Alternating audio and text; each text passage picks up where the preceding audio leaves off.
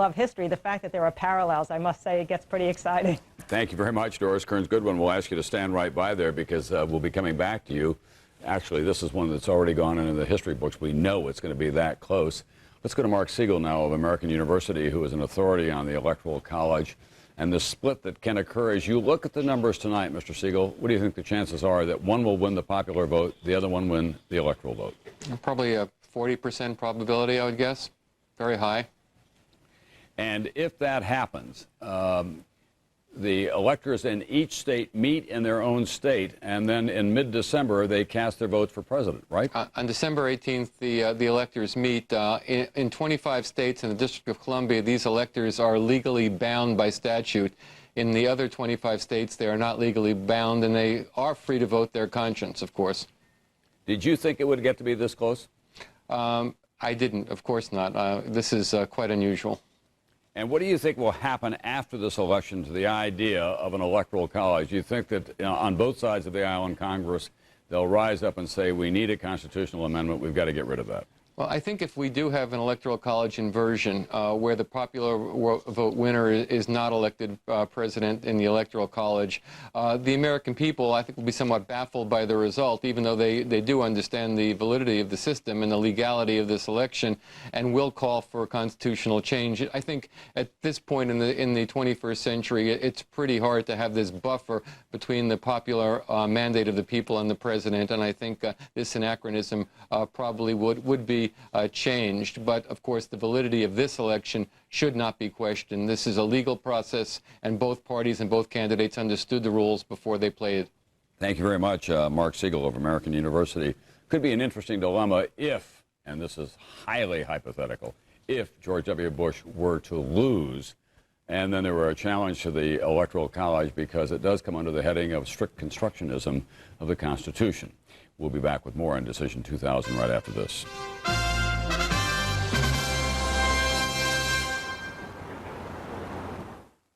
Welcome to NBCI.com. One site with everything you need. Need a vacation? How about two? NBCI.com and LoisFair.com want to send you and a guest home for the holidays. Hi, Mom. Are you married yet? And then there's trip number 2. So you get a vacation from your vacation. 5 nights in Aruba. So log on to NBCI.com for all your travel needs and register for your chance to win. NBCI.com. One site with everything you need. I see her at the same time almost every day. She's always there waiting for me. I bring her lunch up to her apartment and I sing Italian love songs to her. Philip Morris provides grants to Meals on Wheels programs so that thousands of seniors can have a hot meal and a visitor. Philip Morris and Meals on Wheels are fighting more than just hunger among the elderly. We're fighting loneliness. Working to make a difference, the people of Philip Morris. I'm so excited about this. You know how easy it is to take your home videos and turn them into movies? Listen to this. You get an iMac, of course, get your digital video camera, hook it up, and start iMovie. They've got effects in there now. You can, make it real fast, or get slow motion, make it dramatic. You can take a piece of music, put it under your footage, and all of a sudden, people are laughing, crying. I don't know, whatever you want. I've got cheesy ideas, but you'll do something creative that'll make you want to go, ooh, let's watch that again and again and again and again. Wednesday, after the ballots are counted and the results have been announced. Can I tell you something, honestly?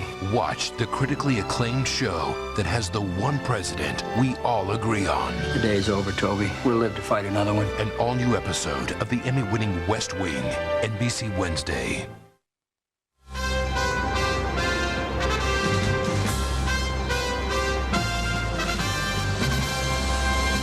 This has been, by any description, an unusual political year, a year of first. For example, Joe Lieberman was the first Jewish American to be placed on a national ticket.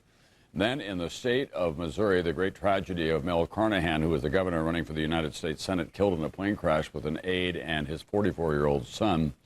The man who became the governor of the state of Missouri pledged to the people of that state that if they voted for Mel Carnahan, he would appoint his widow, Jean Carnahan, to the United States Senate, and then there would be a special election in 2 years.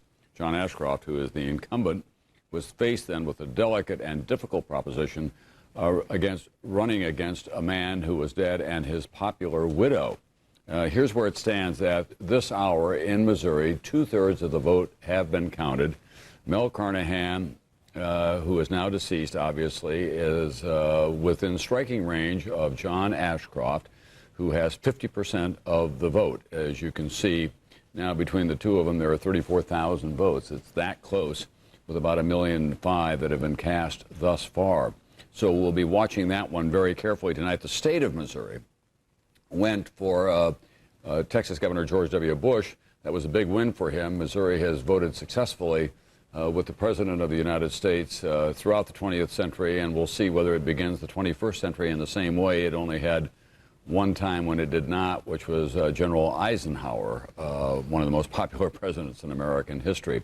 So we want to take you now, again, through those states that are still outstanding. We can't talk about them enough at this hour. We simply don't know when one of them will break free from that category of too close to call. Here we go. Let's go through all of them and the raw vote right now. More than half of the vote has been counted in Nevada. You can see why we cannot project a winner there. There are just 13,000 votes separating George Bush and Al Gore. George Bush has a 3-point lead, but again, only half of the votes have been counted in Nevada. In the state of Florida, we're now approaching 90% of the ballots that have been counted, but a big chunk of the ballots that are yet to be counted, as we understand it, are absentee, perhaps 1 million or more. 50% for George W. Bush, 48% for Al Gore, Ralph Nader running at about 2%. And the conventional wisdom is that of those absentee ballots, most of them will be Republican. That's how they traditionally go. And Republicans were asking for more absentee ballots in the state of Florida. Democrats are hoping that Dade County will come through for them. In Oregon, we now have more than half of the vote counted. George Bush with a 2-point lead over Al Gore. Ralph Nader, his strongest showing, 4% of the vote there. But again, it's a very close race, and we don't know where those votes are coming from. Oregon is a state that has trended Democratic. It's certainly voted that way in the last 2 election cycles, but it has more of a rebellious streak in recent months. It is one of the headquarters for a lot of the people who've been protesting inside straight, that it was a longer reach than it was for the Texas governor. Does that still appear to be the case for you? Not really. The way you began the evening, I think, was the way the evening will end. You projected that Al Gore would win Florida. It was great when you made the projection the first time, and the state's now coming back in our direction as the predominantly Democratic votes from Dade County and Broward County get counted here very late in the evening. And when Florida comes back to Al Gore, he'll win the election and be the next president of the United States. But what about all those absentee ballots that we know tilt heavily to the Republican vote in Florida that are being counted at this hour?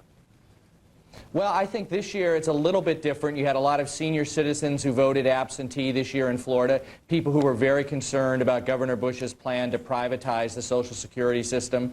So we'll get our fair share of those absentee votes, and you've got a lot of votes now finally being counted from the Democratic strongholds in Dade County, Broward County, and I think the prediction that NBC and everybody else made first thing this evening, Florida for Al Gore, will turn out to be true in the end. Let's talk about a couple of states that are still outstanding. What are your folks telling you in Wisconsin and Iowa? And keep in mind, Mark, that you can't change any minds. All the votes have been cast at this point. That's true. So tell us what they're saying in Wisconsin and in Iowa to you in Nashville tonight. I think they're saying the same things that your numbers people are telling you. They're too close to call. You know, they're traditionally Democratic states. But I think you've seen Ralph Nader have an adverse impact on Al Gore's vote in Wisconsin. But of the 3 states that are outstanding, other than Florida, traditionally Democratic states that are outstanding, Oregon, Iowa, and Wisconsin, we feel very comfortable that one of those states at least will fall to us. And along with Florida, that would be enough to make Al Gore the next president. Look at the state of Wisconsin, if you would. We have just 5,000 votes out of 2 million cast for Al Gore and George W. Bush. Then you go down to Ralph Nader, and he's got 77,000 votes. But a lot of those people who are voting for Ralph Nader might not have voted for your guy or for George Bush anyway. They were probably rejecting the whole idea of the political system as it's presently constituted. Well, I think you're right for some of the Nader voters. They might not have voted at all. They might have voted for another third-party candidate. But a lot of the Nader voters would have voted anyway had Nader not been running. And I think the polls show that most of those people who would have voted anyway would have voted for Al Gore. So Nader has hurt the vice president in Wisconsin, but hopefully not enough to take that state away from the Democrats. Mark Fabiani, thank you very much for being with us tonight. Thanks for having me. It could be a long night in Nashville, as it could be a long night in Austin, as it could be a long night here in New York, and they're still counting the ballots in Wisconsin and Iowa, Nevada, Oregon, and the state of Florida, obviously, which is the key state that we're looking at. We've kind of made that such a special state tonight, setting it aside, that we're going to take a look at the vote now. Okay, let's do just that. Let's share with everyone the vote totals as they begin to add up in Iowa.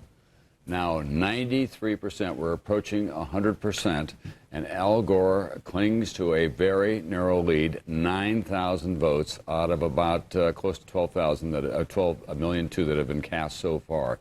Just 9,000 votes separating the two of them. Ralph Nader has 25,000 votes in Iowa. In the state of Nevada, 3/4 of the vote had been counted at this point. George Bush continues to hold a 2-point lead over Al Gore. As you can see numerically, it's about 14,000 votes altogether, 13,000 plus. And Ralph Nader has just about that same number in the state of Nevada. We'll be hearing a lot about that from the Democrats if they don't win this election. In Florida, 90% now. They're counting fast and furiously in Broward and Dade County and throughout the state. And just 55,000 votes separate the two. Ralph Nader has 84,000 votes, 2% of the vote thus far. The Gore campaign continues to cling to the hope that Dade County, which is heavily Democratic, will turn the tide in their favor before they get to 100%.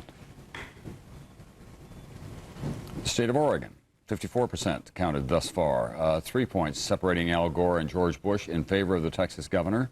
And as you can see that we have about 23,000 votes separating them right now. Again, Ralph Nader with 34,000 votes, 4% of the total. Oregon will probably trickle in a little slower than the other two because of their unique ballot system in that state. Wisconsin, more than three quarters of the votes have been counted up to this point. Al Gore and George W. Bush tied at 48% apiece, a narrow numerical lead of just 5,000 votes, it looks like to me, for Al Gore, the Vice President of the United States. They need to get to 270. They're short of it. They're reaching hard as they can, but they have not been able to close the gap, either one of them. It could not be more dramatic, more tense, more anxious for their family. And it's hard to imagine how anyone can go as long and as hard as the two of them have, get to this point, and then have this wall that's in front of them that simply will not come down. And how divided the country is, Tom. People clearly like the economic times we're living in and don't want those to change. They want the country to keep going in that direction. But they don't know who they want to lead it, and it's split right down the middle. All during the campaign, we talked about people's concern about Bush's capacity and Al Gore's character. And I think that's why you see some of the apprehension in the states as they approach these various contests tonight. And Tom, as you think through what's going to happen, whoever is elected President of the United States, Bush or Gore, they're going to have a Republican House by just a very few members, and either a Democratic or Republican Senate, we're not sure. And it's going to be the moderates in each of those houses who will swing back and forth to vote for different programs. There will not be a $1.3 trillion tax cut if Bush is elected president. Right. There will not be a lot of the social programs Gore wanted if he's elected president, because Congress is not going to allow it. We're going to have a governance pretty much from the middle, no matter who is elected president of the United States, because the moderates in each party are going to demand that. Meanwhile, Tim, how much do you think President Clinton will be blamed if Al Gore does not eke it out in terms of sort of setting a tone that many people rejected in terms of values and morality? Well, I think people will say that Al Gore would not be in this race had he not been selected as vice president by Bill Clinton. He tried to run himself in '88 and didn't do very well. So the good of Bill Clinton is the economic success they're trying to take credit for. Is there a downside because of some of the problems the vice president had with alleged impropriety and fundraising? Of course. But, or just being associated with Bill Clinton, given some of his behavior while he was president? I think he just didn't do a very skillful job of separating himself and taking credit for the good parts and getting himself separated from the bad parts. More of the Democrats that I've talked to blame Al Gore for the campaign than they do Bill Clinton for his role in the last several years. They thought he could have had it both ways if he had talked more about the economic success, for example, of those who were at the top that George W. Bush wants to give tax cut to. And yet the Republicans made such an issue of restoring dignity and honesty and integrity to the White House. It was sort of hard for Al Gore on many occasions to really escape the shadow of Bill Clinton and some of the things that he did while he was in office. Let's go down to David Gregory and Claire Shipman and ask them that question as well, Katie. Why don't you just go ahead and ask them, as a matter of fact. Claire Shipman. Hi, Claire. Is there a great deal of resentment? You know, we've heard all sorts of different things about the relationship between Bill Clinton and Al Gore. Publicly, they say there is no tension between the two men, and yet privately, we've heard reports that the president has felt slighted, that he wasn't asked to assist the vice president more in this campaign. What's the true scuttlebutt regarding this whole thing? Well, look, they've always had not a natural sort of friendship. There's always been a sort of rivalry between the two men, even as long as they've worked together. And I think after and during the scandal with Monica Lewinsky, I think Al Gore separated from Bill Clinton in a way that the relationship never really recovered from. I do think that Al Gore believes and his team believed they did absolutely the right thing in trying to distance themselves from Clinton and not asking the president to participate more in his election campaign. They say they polled this issue so extensively so that they would know exactly what the effect would be, and they did not think that Bill Clinton would be very helpful to Al Gore. And his aides have also said that Al Gore just personally wanted to do this on his own, so you don't hear any sense of regret about the decisions they've made. Meanwhile, Claire, we haven't talked much tonight, if at all, about the effect of the first Jewish Vice President. Joe Lieberman, I know, is there in Nashville with Vice President Gore. How did you see his presence on the ticket have an effect on this election so far? Well, I think clearly the vice president believes and his team believes that Lieberman gave Gore a boost at a very critical time when he most needed it heading into that convention. And I think they think he's been an incredibly effective candidate. What nobody's really talked about is what everybody talked about a lot at the beginning. Is this going to have any sort of subtle negative impact on the vote, one that wouldn't be accounted for in the polls? They don't really think that has happened, and I think overall they think Lieberman's been a tremendous boost to Gore. In the end, though, they know that the vice president isn't going to make the critical difference for the presidential candidate. Finally, Claire, describe the scene behind you. Obviously, we're hearing them cheer. I'm not sure if they're cheering for you or for what. Tell me what the mood is. What it is everybody down here has been waiting for something to happen for hours. They have a big TV screen, and every time any one of us reporters comes up, they put us up there, and they're so excited to see it that there's a lot of cheering. They're also cheering, however, every time Al Gore wins a state, anytime there's any good news about Florida. Obviously, they're very anxious to see what the outcome is going to be, Katie. Yeah, they've been waiting for some news for some time now. All right, Claire, thanks so much. We're going to go to David Gregory, who's in Austin with the Bush campaign. David, tell me what's happening there right now, and do you know what the governor and his cohorts are doing?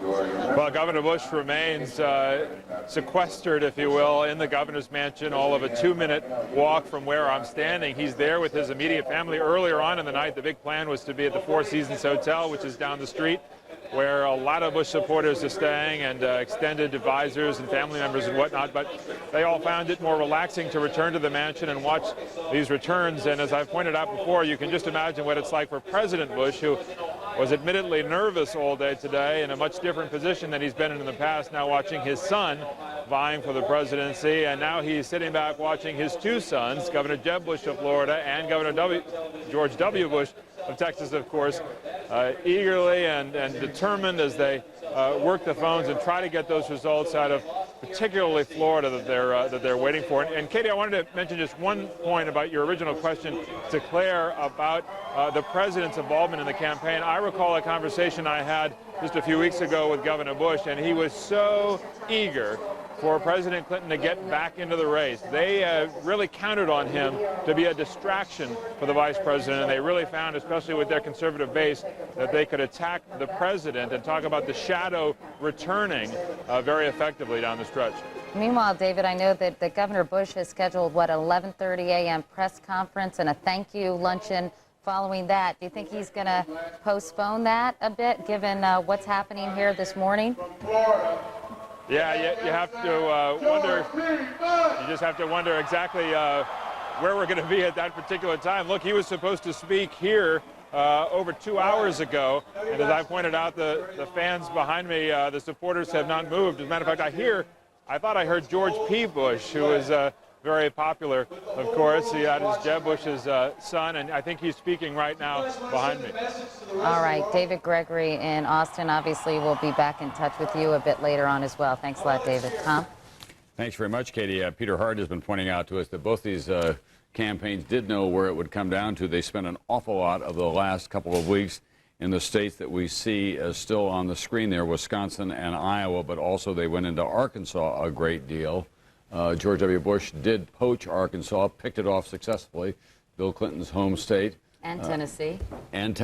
Al Gore's home state, obviously. That's the first time that's happened in a long time. George McGovern in 1972 could not carry South Dakota, which hurt him terribly. But tonight, Al Gore had to go without Tennessee. He was very confident over the weekend that he was going to get that state, but it has 2 Republican senators and a Republican governor, and it's changed a lot since he ran for office. Tom, I would imagine how personal this night is. Al Gore looking at those 11 electoral votes from Tennessee and those 6 from Arkansas, Bill Clinton's home, those 17, together with states he's leading in Iowa and Wisconsin, could be the difference in making him president of the United States.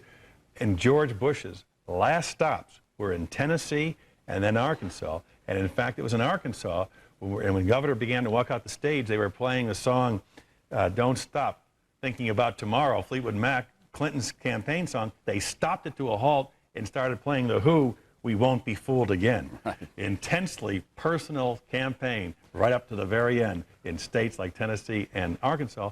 And converse, Florida. His brother, Jeb, is the governor. And he's waiting for him to deliver that state for him. And of course, Gore was there in Florida. We talked about how the whole Bush family really focused on Florida in recent weeks, but also Al Gore spent the last final hours of the campaign with a big rally on South Beach in Miami. Or yesterday, Tuesday. Yeah. Right. And then, of course, ending it in Tampa. So obviously, Florida was a big prize for both of them, and it's still unclear what's going to happen in that state. This is good news or bad news, depending on your point of view. At 2:30 this morning, the state of Florida says they will have all their votes counted by that time. So we should know by 2:30, if not before, which way the 25 electoral votes for the state of Florida goes. It's been a night of great interest on the internet. MSNBC.com has had more than 5 million hits, which is a record for our little enterprise there on the internet on MSNBC.com. The world is changing. In the state of Washington tonight, Maria Cantwell, who is a .com millionaire, successfully challenged Slade Gorton, who is the incumbent Republican senator out there. She's been elected. So the state of Washington will have 2 women in the United States Senate, both from the Democratic Party. Patty Murray is the other. That's also true in the state of California, Barbara Boxer and Dianne Feinstein, and it's also true in the state of Maine with Olympia Snowe and Susan Collins. And there are other women as well, Barbara Mikulski from the state of Maryland, obviously. I mean, and Kay Bailey Hutchison, who was reelected tonight from Texas, to say nothing of Hillary Rodham Clinton, who is the senator-elect from the state of New York. We're taking over. Let's go to state by state now. The states that are still outstanding, what the raw vote is at this time. These are the votes that have been counted. In Iowa, we're very close to the 100 mark, and Al Gore continues to hold a very narrow lead, 9,000 votes, as you can see, 1-point lead for Al Gore in Iowa, where it all began with the Iowa caucuses. And now moving on, in Nevada, George Bush continues to hold a 2-point lead there. 78% of the vote has been counted thus far. And we have at this point about a 14,000 vote difference between the two, just about what Ralph Nader has in his column with 2% of the vote. Nevada, one of the sparsely populated states in the country, obviously. In the state of Florida, where they tell us they'll have all the votes counted by 2:30 this morning, it's make it or break it time for both candidates. Probably 93% of the vote have been counted thus far, and as you can see, it's 36,000 votes, difference between the two, about 37,000 actually altogether. Ralph Nader has 86,000 votes in Florida. If it stays just that way, and in fact George Bush wins the state of Florida, the chances are better for him than they are for Al Gore, because you've got to put together a wider coalition in the other states that are outstanding. Let's go on now to show you what else we can tell you about tonight in the state of Oregon.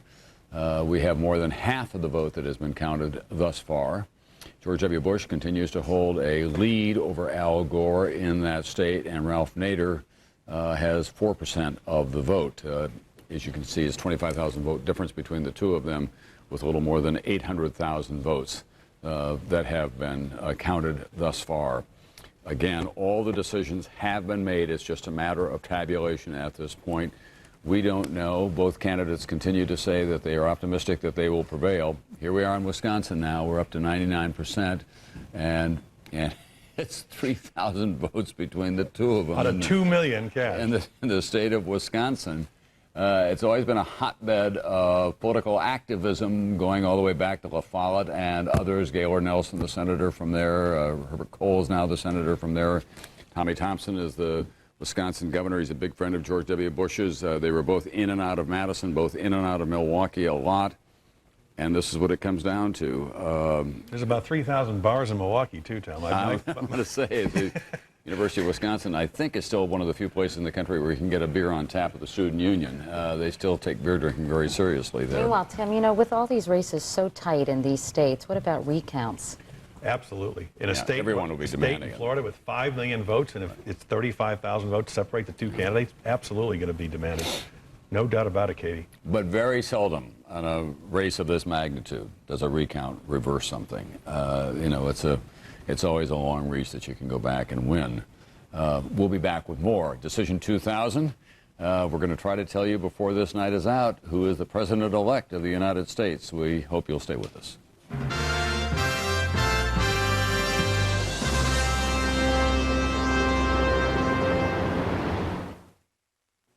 I'm so excited about this. You know how easy it is to take your home videos and turn them into movies?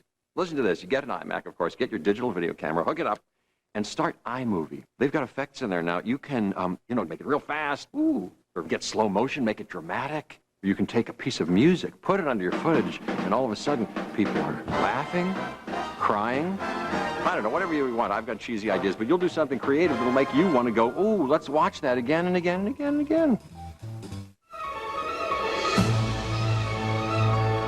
You're looking for a home. You're searching. There are questions. Where do you start?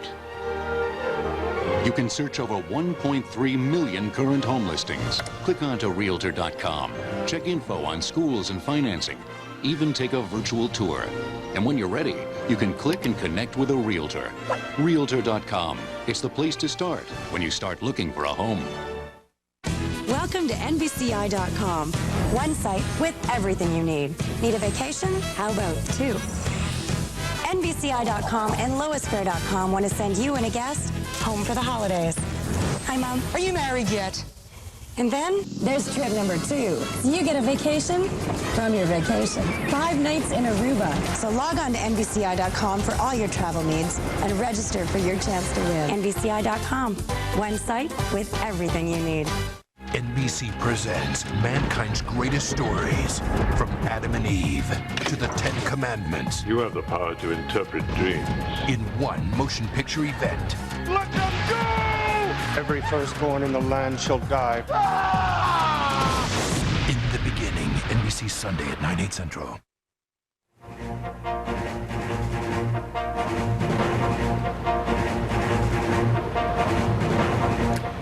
We're back. Election night, now election early morning on the 8th of November, and NBC News is projecting that the state of Nevada will go into the column for Governor George W. Bush. Tim Russert's rough and magic slate calculation means tonight that the governor only has to win the state of Florida to become the president-elect of the United States. No doubt he's made that very clear to his brother, Governor Jeb Bush, who is down there, and we think that all the votes will be counted in the state of Florida by 2:30 in the morning. So we have Oregon, Iowa, Wisconsin, and Florida left. If he wins all the others, Tim, without Florida, he still gets to be president. Governor Bush needs 24. Right. If he wins Oregon, Iowa, Wisconsin, that's 25. He's the next president. Right. Or if he wins Florida, he's the next president. Right. Al Gore needs 28. He can win Oregon, Iowa, and Wisconsin. He's still 3 short. Right. As of now, Al Gore must win Florida to be the next president of the United States. Florida and either Oregon, Iowa, and Wisconsin. Right. Well, prescient as we are, we said at the beginning of the evening Florida was going to be the key here. Then we tantalized everyone by moving it into the Gore column, and then obviously it was all planned, right? We were Brokaw? dead wrong in making it an early projection. But so we have Al Gore currently leading in Iowa and Wisconsin. Right. And that with Florida would make him president. He could pull it off. Stay tuned. And somebody has been pointing out to me that as the vote tabulation has been going along from 77% of the vote counted to 89% to 93% counted, that the margin has been narrowing steadily. That is, that it's close. It's now down to 29,000 in Florida, with 94% of the vote counted. Just 29,000 votes between the two of them. Statistically, it's 49% apiece. Boy, that is sweating big time in Florida tonight in the governor's mansion. Jeb Bush in that state, in the Southwest. Former President George Bush and Barbara Bush are there with their other son, who is the governor and the Republican nominee for President of the United States.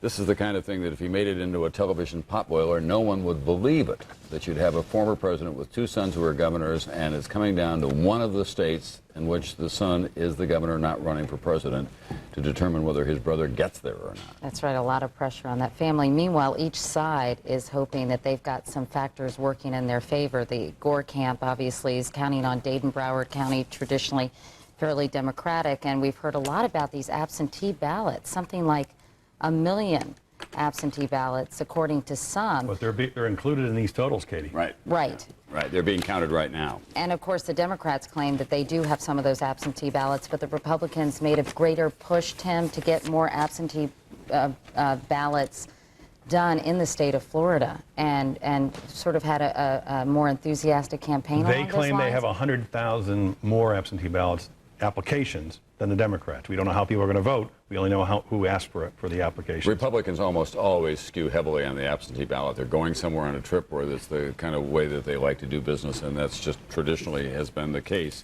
It is unbelievably tight, though, in Florida. Yeah, I mean, we can't put that up enough. Let's go back to Florida again. Just show you the raw vote, because this is what it comes down to. The state of Florida, basking in the sunshine, basking in the attention tonight, with 94% of the vote that has been counted thus far. As you can see, less than 30,000 votes between the two. Al Gore trailing now by about 29,000 votes, 49% apiece for the two of them. The question is, in the next 6% of the votes that are counted, can Al Gore get enough of those to squeak by George W. Bush? And he cannot be elected president. Al Gore cannot. Unless he does. Unless winning that state. And Tom, on the Senate races, I've been following these so closely.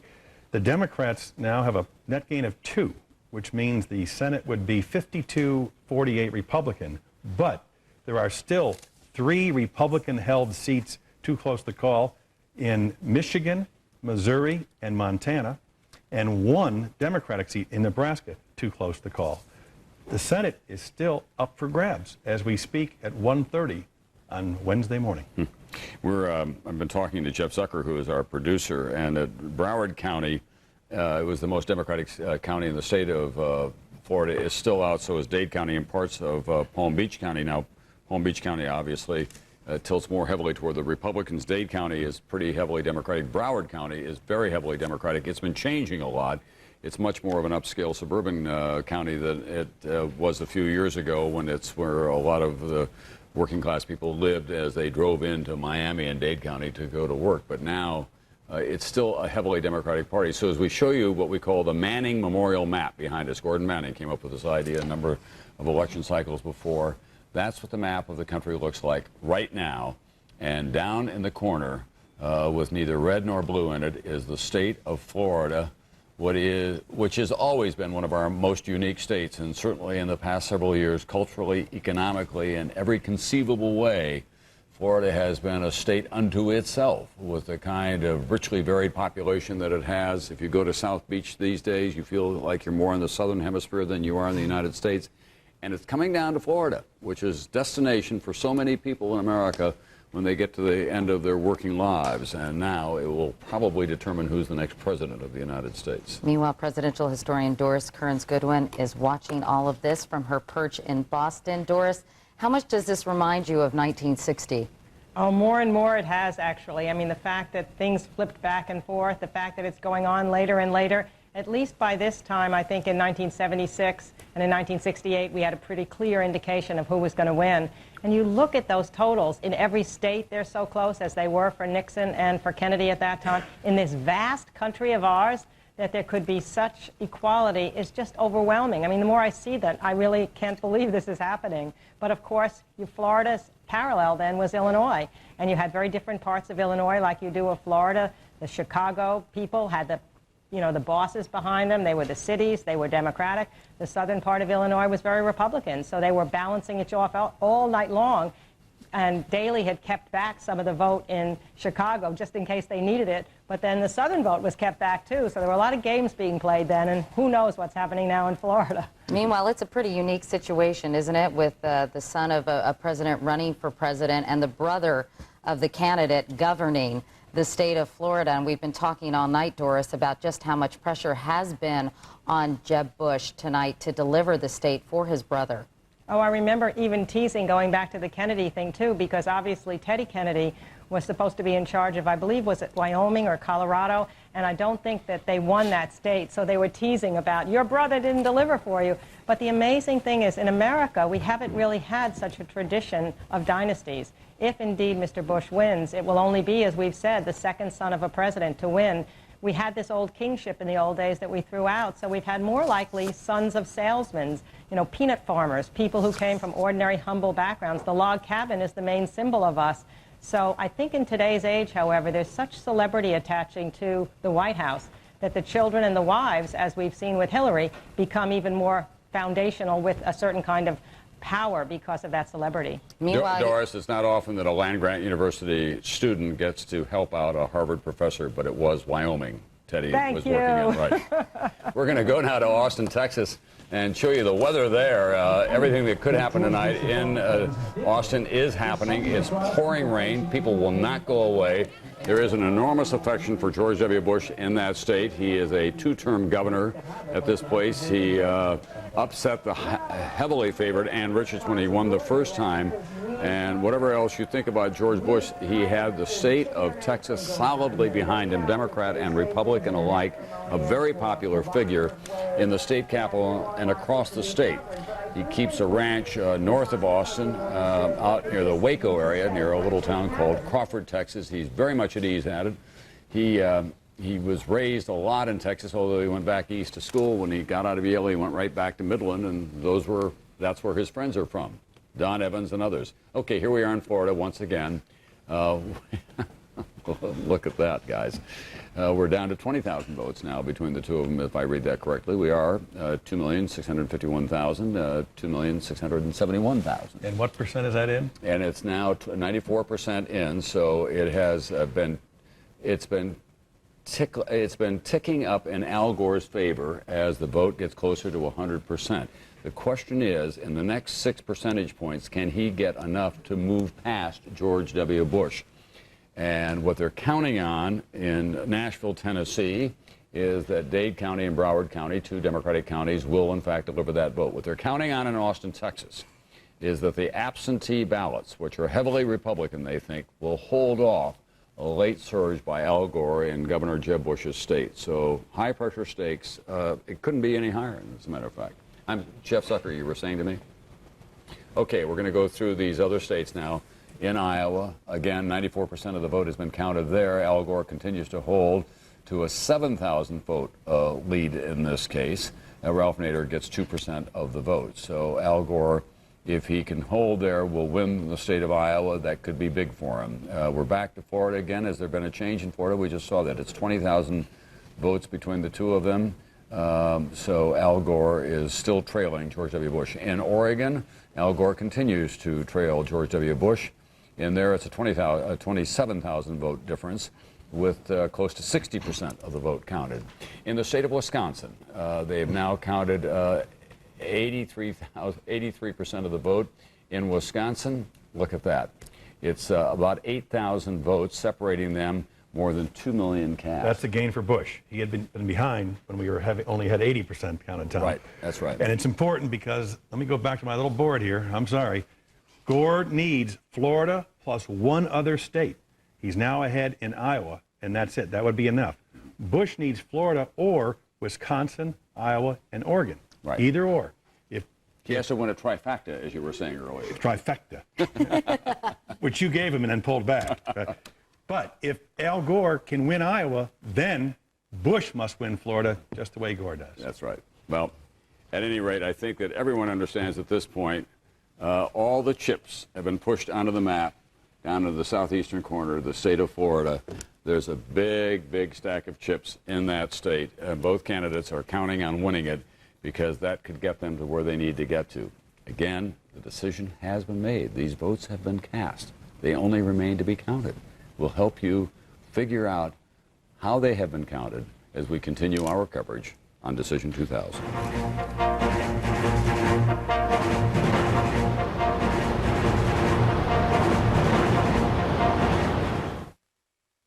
Welcome to NBCI.com.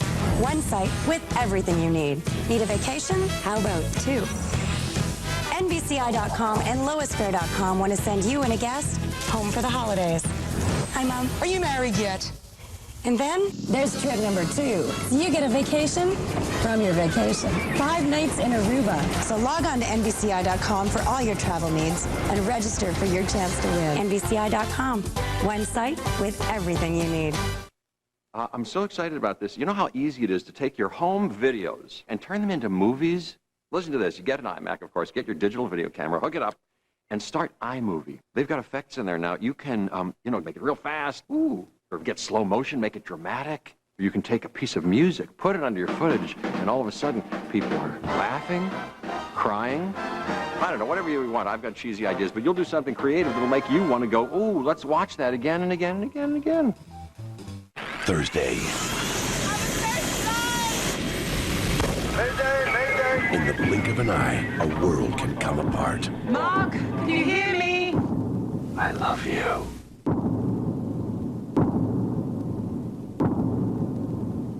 All new ER, NBC Thursday.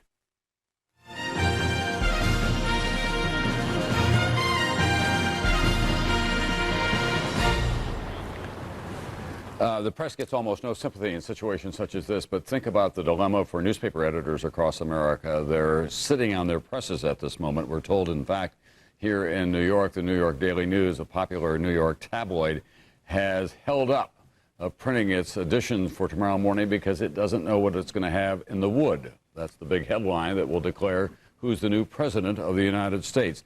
Meanwhile, in Austin and in Nashville, as they say, when it rains, it pours. In fact, it is pouring rain in both capitals right now, and we have Claire Shipman and David Gregory in their respective candidates' headquarters. Claire, there with the umbrella over your head in Nashville, Tennessee. First of all, tell us what they're hearing from Iowa and Wisconsin and from Oregon, if anything at all.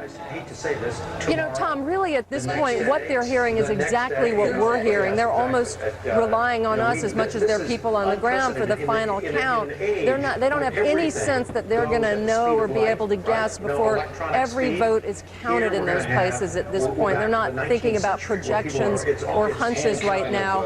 And as you and Tim have been pointing out, the Gore campaign knows it has to get Florida, obviously. Florida Florida is the key for them. They're still hopeful because the trend looked like it was with Gore in terms of those final votes moving his way, but it's really a waiting game right now, and they're all huddled back at the hotel just watching the results. Okay, we're going to show you that Florida vote once again. 20,000 votes separating the two of them. 94% of the vote has been counted. Let's go to Austin, Texas, and David Gregory. Is Governor George W. Bush still talking to his brother, Governor Jeb Bush, in Florida, David? Well, no, actually, Jeb Bush is here in the mansion with Governor George W. Bush.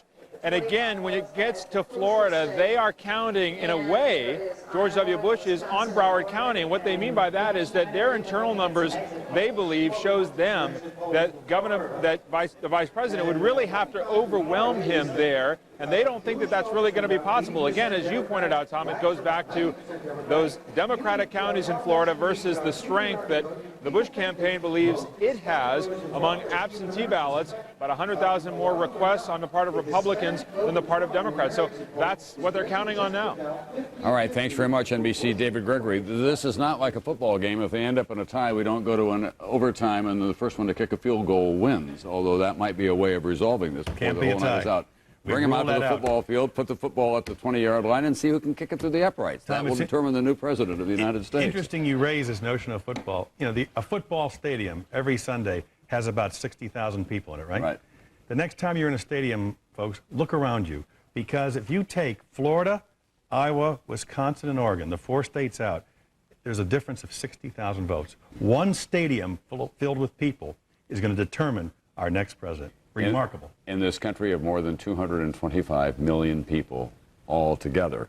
They just hope it's the right stadium, both in Nashville and in Austin at this case. By the way, we've got a couple of things to tell you about tonight. For one thing, Connecticut Senator Joe Lieberman will have a job no matter what happens tonight in the presidential race. He ran for the Senate in Connecticut. He was reelected. In Nebraska, Tom Osborne, who is the greatly revered former Nebraska football coach, won overwhelmingly in his race for the United States House of Representatives. So good news, bad news for Nebraska this year. They lost to Oklahoma, but they got their coach into the House of Representatives. Here we are in Florida, 95% of the vote in so far, and it's now 49-48%. As you can see, slightly uptick for George Bush. 18,000 up. Yep. More. He's up now to 38,000. It was 20,000 when it was at 95%. Gore had been closing on him as more and more votes were counted, but now George Bush has a small spurt. What that means, we can't say. We're only telling you what we can see on the screen, and that's what you're seeing the same way that we are. Where are those final percent? They could be Gore country. They could be Bush country. Yep. It really does depend on where these votes are counted, what precincts, and as we have been telling you repeatedly, probably to the point that you say, I know that, tell me something new. Well, we don't have anything new that we can tell you.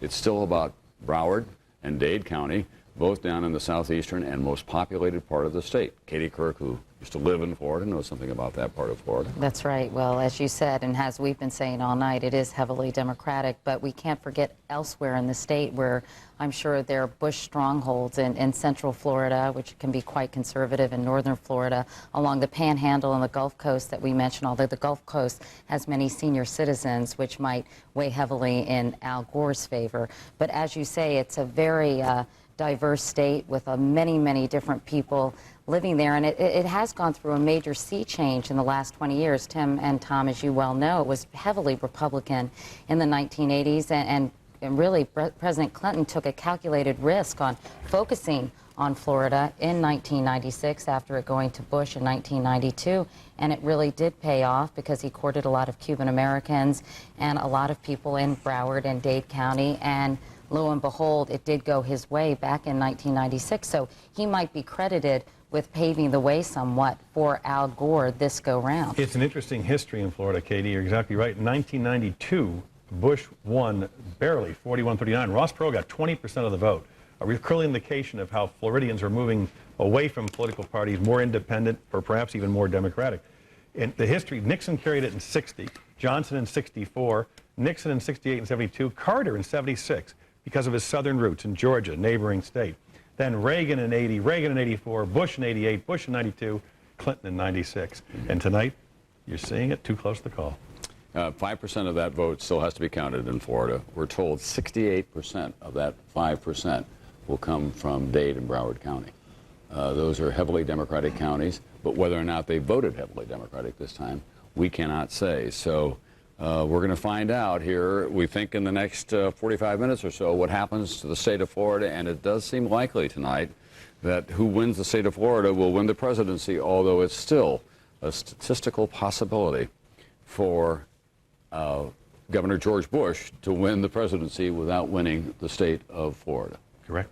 Okay. We're all on the same board here. Let's go to the House now, and the House of Representatives. We think, according to the model that we have, that there won't be a huge change. This is kind of the plus or minus that we have at the moment. Obviously, the Republicans had a lead going into tonight, and we think that the projected House will be 218 Republicans, 209 Democrats, 3 independents.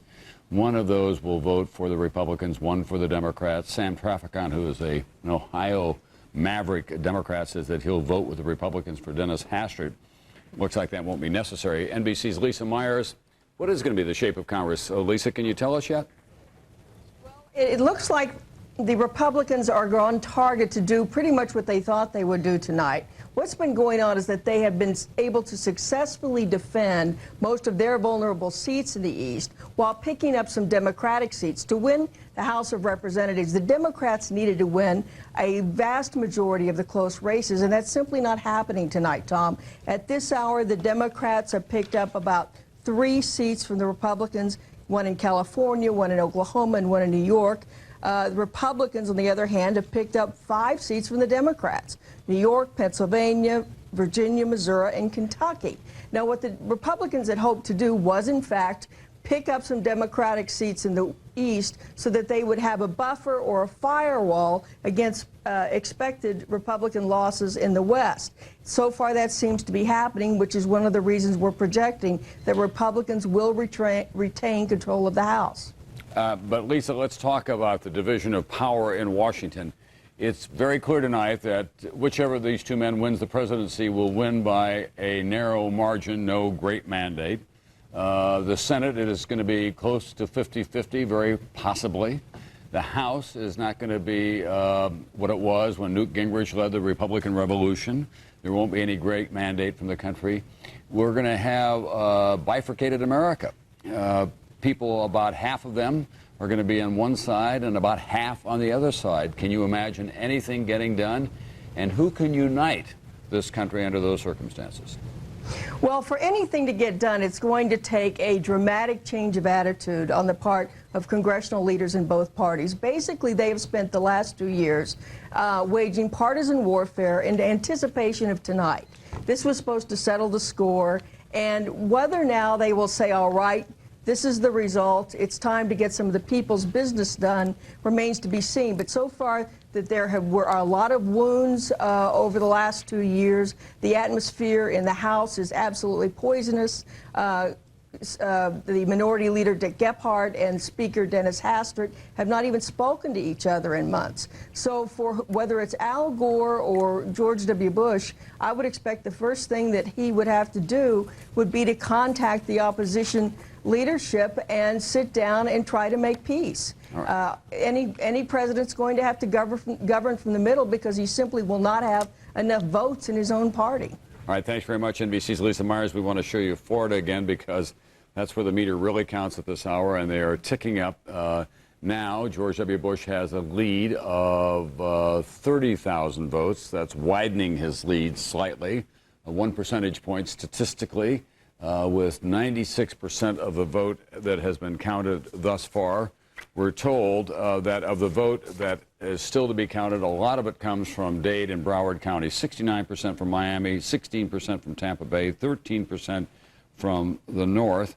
193,000 votes are out, and Gore will need 59% of the remaining vote to carry the state of Florida. So it couldn't be more critical for Al Gore and George W. Bush right now, for that matter. Let's go to Broward County and NBC's Kerry Sanders. Kerry, how are they doing in their vote counting?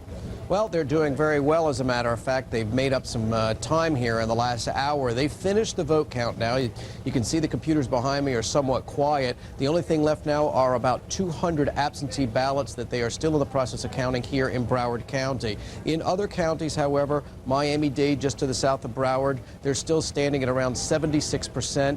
However, they say that things are running smoothly in Dade County. They have the ballot boxes in. They're just in the process of putting them through the computers. There was a projection from the state that perhaps as early as 2:30 this morning Eastern Time, we may actually get a full 100% reporting for the state of Florida, which would include all of the absentee ballots. And again, a tremendous number of absentee ballots, perhaps as many as 1 million projected by the Division of Elections at the state capitol here. And a majority of those, it's believed, may actually be Republican votes because the Republican Party puts such a strong push on getting people to use the absentee ballot process. Okay, Kerry Sanders, we'll ask you to stand by there because that is ground zero in this presidential election night, which is in Florida and Broward County, where they continue to count the votes. We think that they should be done within the next hour or so. They said by 2:30 they would have all the votes counted. You need 270 electoral votes. Every child, man, and woman in America must know that number by now. They're tied at, well, they're not tied anymore, 246 for George Bush, 242 for Al Gore. The states that are still too close to call include Iowa with 7 electoral votes, Florida 25, Oregon 7, Wisconsin 11. Here are the vote totals in each of those states. Iowa is now very close to 100%. Al Gore's lead is still very slim indeed. In this case, just 6,000 votes out of more than 1.2 million that have been cast. In Florida, George Bush has opened up a slight numerical lead in the last couple of percentage points. He now leads, as you can see, by about 30,000 votes. It was down to 20,000 votes at one point. There's still more than 190,000 votes to be counted, however, in Florida. In the state of Oregon, where they have a unique ballot system, a lot of mail-ins, they have counted less than 60% of the vote. George Bush continues to hold, as you can see, a 3-point lead over Al Gore. In percentages, the lead is, as you can see, it's about 25,000 votes when it comes to the numerical quality out of about 850,000 that have been cast so far. And in the state of Wisconsin, we're now up to 85% of the vote that has been counted. George W. Bush, 48% of that vote, 1,009,800, and Al Gore, 48%, 1,009,000. 8,000 votes separating them out of 2 million that have been cast. Ralph Nader gets 4% with about 81,000 votes at this point. So no matter how much we go back and forth over those numbers, how much we crunch them, as they say, statistically, it still comes down. Katie, you got to win Florida if you're Al Gore, and you've got to put together another state or two to get to 270.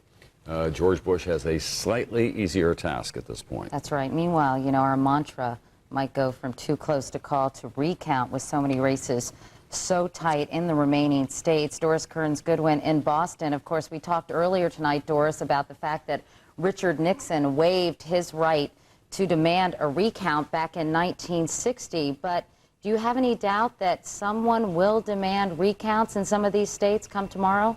Well, I think what will happen is supporters of one side or the other start calling them up, as happened with Nixon, and tell them stories. In Texas, they claimed, for example, in one district, there were more people voting for the Democrats than actually lived in that district.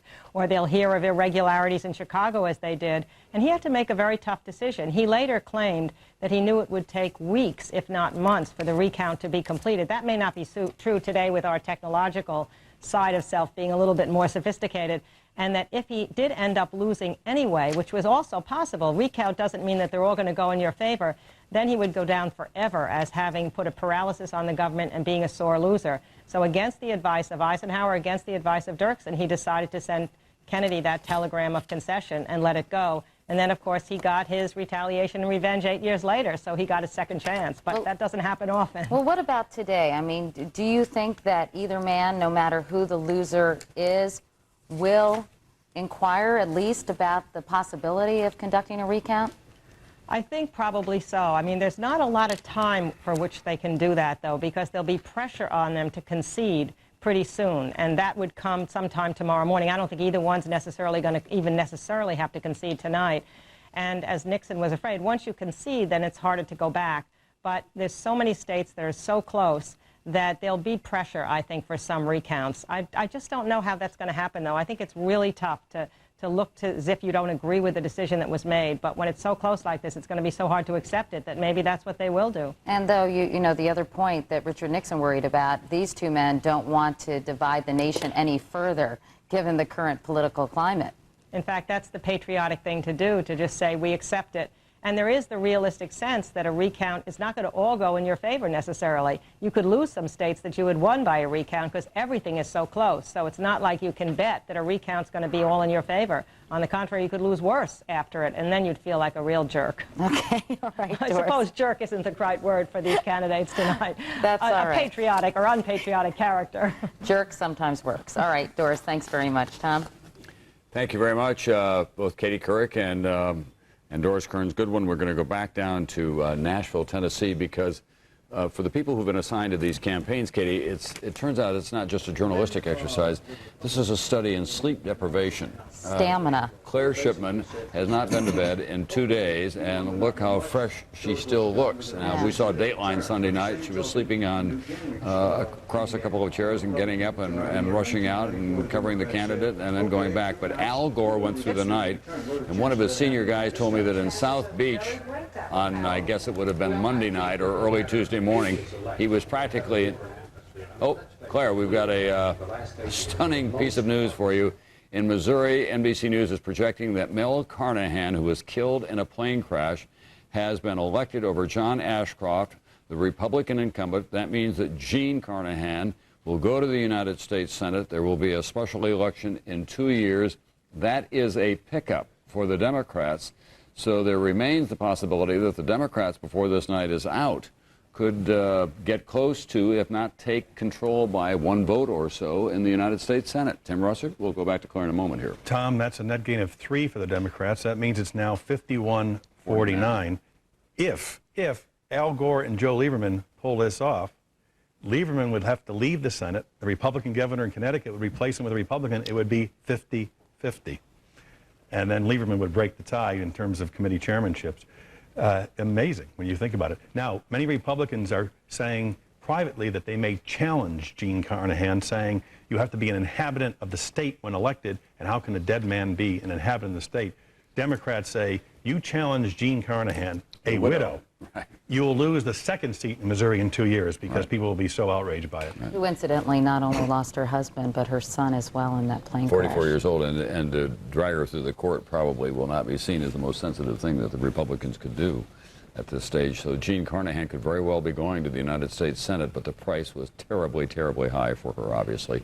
She lost her husband, who was the governor of the state, and her son, who was at the controls of the plane when it went down. Now let's go back to Claire Shipman in Tennessee tonight. At any rate, I was saying that one of the senior people in the Gore campaign was telling me that the vice president was a real horse. He was just living on adrenaline at the end, but he was getting tough for him to string together a couple of sentences thematically. Adrenaline at the end. Yeah, you got a real sense of that at that rally in Miami last night. He'd lost his voice. It was interesting. It was actually a good speech, but not quite as rip-roaring as some of the speeches Al Gore delivers at the end can be. And by morning, he had all but lost his voice. Some of his aides were saying earlier tonight, when he was watching some of the results, talking to them, that he was quite mellow, really exhausted. You know, the minute he arrived back here in Nashville, they had him making phone calls on the radio, doing satellite TV interviews, so I don't think he's been to bed at all either. Making phone calls on the radio. Thank you very much, NBC's Claire Shipman. Well, it's that kind of a cranky night. In Iowa, we're now told that they're missing 15,000 votes. They've got to get a tabulation machine imported from the state of Minnesota. It's going to take at least another hour to do that. So we had at first a poll extension in Missouri, then that was withdrawn. The Democrats were asking for a poll extension in Detroit. That didn't go through. We've had missing ballot boxes in Broward County. They've been found. They're being counted. In Iowa, to tell you how important 15,000 votes are, here we are just 4% from a complete counting of all the votes in Iowa, and just 6,000 votes separate Al Gore and George Bush. Ralph Nader runs third with 2% of the vote thus far. So those 15,000 votes, how they break will be vitally important. Iowa remains a critical state. If Al Gore gets Iowa and Wisconsin and Florida, he gets to be president.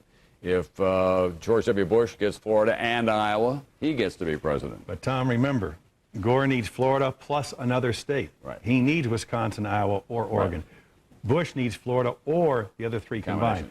I've been working on some more numbers just based on what we've been showing. If Gore is 242, if he wins Iowa, it's 249. He wins Florida, it's 274. That's what he would end with, 4 more than necessary, and Bush would end with 264. It would be Gore 274, Bush 264. If Bush wins Wisconsin and Oregon, he's ahead right now, he'd have 264 plus Florida, 289. He'd win 289 to 249. Remarkable. And this is what's at stake in these final hours. That's right. And we can't repeat enough that they're closing in on 100% counting in Iowa and Wisconsin and Florida, but we may have to get to that triple-digit number before we can tell you who has won in those states. It's simply that close. To give you an idea, there, take a look at Florida. It's now 30,000 votes, still is. It was 20,000 separating them for a while, but a lot of the votes that are still to come in are in Dade and Broward County. We figure that Al Gore has to win about 59% of the votes that are outstanding to get past George W. Bush in his brother's state of Florida and win that state and the 25 electoral votes that go with it. It's equally close in Oregon. Well, actually, George Bush has got a 3-point percentage lead there. And as you can see now, it's about 25,000 votes between the two of them, 445,000 for George W. Bush, 419 for the vice president. In Wisconsin, we're now at 86% of the vote that has been counted thus far. You've got more than 1 million votes that have been tabulated at this point. And look at the difference, 10,000 votes between the two of them. It just doesn't get any closer than this. I've been doing this for a while, folks. I can't remember a night quite like this, except a night that I was a 20-year-old college dropout watching Richard Nixon and JFK into the early morning hours, and David Brinkley at 7 o'clock in the morning saying, I didn't think I'd be here at this hour. I thought I'd be out having a lemon squash and a glass of milk somewhere. But here I am. Pretty good. It's come to Let's that, go to NBC's David Gregory, who does all of that a lot better than I do. David? Well, Tom, I think a critical point to make about Florida is that at the height of the confidence of the Bush campaign is that they believe that even in those Democratic strongholds, those counties that we're talking about, Broward and Miami-Dade, that the vice president did not have the sort of overwhelming advantage that he would need to carry those areas and have it be decisive when it came to victory in Florida. So that's what they count on. Meantime, on what is an unusually cold night, Tom, as you well know from covering campaigns, you start to lose track of where you are in the country. Well, I have no idea that this is actually Texas, as cold and rainy as it is tonight. It's quite unusual. And the crowd that was at one point at about 20,000 strong has thinned, but only somewhat. There are some diehard supporters out there, and they are waiting. And George P. Bush was the latest to come out here, about 25 minutes ago. Of course, Jeb Bush's son, he made the pilgrimage from outside the mansion. He was out here in shirt sleeves, a very handsome young man, certainly was a favorite for the crowd, and he said, he led the chant, we want Florida. Everybody in the streets, in the mansion, around this country know it comes down to Florida. Thanks very much, NBC's David Gregory. One of the Democrats who's not a big fan of George W. Bush in Texas said earlier today, yeah, we hope that he wins. We want to get all these guys out of Texas and think of how good it's going to be for the state of Texas. Texas has a rich tradition when it comes to presidential politics. Of course, it is the home state of Lyndon Baines Johnson, and it's the state that George Bush, the senior, went back to. A lot of people didn't think that he would after he was elected president, but he did go back there and make his home in Houston. He's gotten very involved in a famous medical clinic called MD Anderson, a cancer clinic down there. He's going to be the chair next year, and he kept his word about where he would go back to. And his son, who went back to Texas after Yale and Harvard Business School, banged around in Midland for a while, got in the oil business, then made some money in the baseball business, decided to run for governor. Now they're all Texans except those who are running the state of Florida and trying to deliver it tonight for their family. Let's go to Florida now. We keep going back to that state because we want to show you the changing tabulation as it comes in for us. 25 electoral votes. And it's now 30,000 votes still between the two of them, 49 to 49% statistical dead heat. And how many votes outstanding now, Tom? Well, there were 190,000 out a little while ago, and we figured that Al Gore had to get roughly 60% of those that are outstanding. Doesn't mean that he can't, because we think they're coming from heavily Democratic counties. But a 59 to 40 win in out of 190,000 votes, that's a pretty substantial win. I mean, and what part of Miami? Is it the Cuban neighborhood, which had been, Katie, as you pointed out, divided, or from some other areas which were much more pro-Gore, where we just don't know. We're held hostage here like everybody else, and it's an amazing feeling. It's worth pointing out that in the state of Florida, Tim, you were down there moderating this debate between Bill McCollum, the former congressman who was involved in the impeachment proceedings against the president, and Bill Nelson, who had been a congressman and an astronaut, by the way, made a trip around the Earth in the shuttle. Sure did. Bill Nelson won handily in that Senate race down there. So it's not a state that you can easily categorize, but that's pretty much true of almost every state in the country now. They've got Democrats and Republicans in a big independent streak. And George W. Bush carried Missouri. Gene Carnahan, the Democrat, carried the Senate seat. People aren't afraid to split their ballots. Quite striking. I think we're going to see a lot more of that in days and weeks and years to come, as a matter of fact. Both these candidates ran to the center effectively in their own parties. George W. Bush knew that he could not win by running on the right wing. Okay, we're going to call Iowa for Al Gore. That's very welcome news in Nashville, Tennessee tonight. We project Iowa. The state will go into the Gore column. He is at 249. That means that if he can get the state of Florida before this night is out, he's president of the United States. If, on the other hand, he can win the state of Wisconsin and also the state of Oregon. Can't do it, Tom. He won't be there. Bush and Gore. Yeah. Got to have must win Florida. Yeah, There's no other way. It's got to come down to Florida at this point, because in Wisconsin he only gets 11. That would take him to 260. If he got Oregon, he'd get 7. That takes him to 267. Not enough. He would lose 267 to 271. Right. Not enough. And Al Gore would be the next president. Katie? I'm just thinking about all my friends in Florida and wondering what's going through their minds, knowing that the focus of the nation's attention is on them and on their state and on how they voted. All right, Tommy Thompson, governor of Wisconsin. What's going to happen in your state, Governor? Well, we got 85% of the votes in, and George W. Bush is up by 9,000 votes, and it looks like the Republican areas are still to come in. So I think you can safely assume that George W. Bush is going to pick up the 11 electoral votes from Wisconsin, and with Florida, he'll be the next president of the United States. But he's got to make that combination. He's got to win your state and Florida, doesn't he? That he does. And we're fairly comfortable in Wisconsin. I don't know how Florida looks, but we've been talking to the people in Austin, and they feel very comfortable with where they are in Florida. So the two of them together is going to be a great victory for my friend and the next president of the United States, George W. Bush. Governor, when you got up this morning, did you think you would be up at this hour No, I did not. watching this thing go to the wire? No, I did not. I thought that Governor Bush would come up with over 300 electoral votes, but it makes it more interesting, and I'm very pleased that Wisconsin is going to be one of those last remaining states that's going to come in favor of George. If in fact, and it's still hypothetical, your friend George W. Bush does get elected president and goes to Washington with what we're seeing in terms of the shape of the Congress of the United States, what do you think ought to be the number 1, 2, and 3 items on his agenda? Well, I think there's no question the number one thing that George W. Bush is going to push for is tax cuts. Number 2, improving the quality of education for every child in America. And number 3, making sure that every citizen gets prescription drugs. That's going to be 1, 2, and 3. And I think you're going to see that those 3 items will be passed. 42,000,008 and change. So that's where we stand at about 6,000 votes separating the two of them altogether.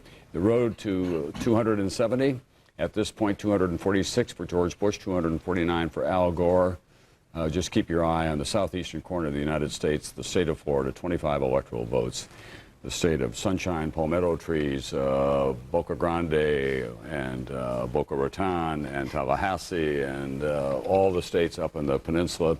Go to the head of the class. Very good, Tom. I want to ask Tim a quick question as we wait for the returns about Ralph Nader, because he did do quite well in Oregon and Wisconsin. What about this whole philosophy that this is going to pull the Democratic Party more to the left and keep it from sort of having its centrist tendencies that the Democratic Leadership Conference has encouraged in recent years? I actually asked him, does he want to play the role that the Christian coalition played with the Republican Party? And he said yes, in effect.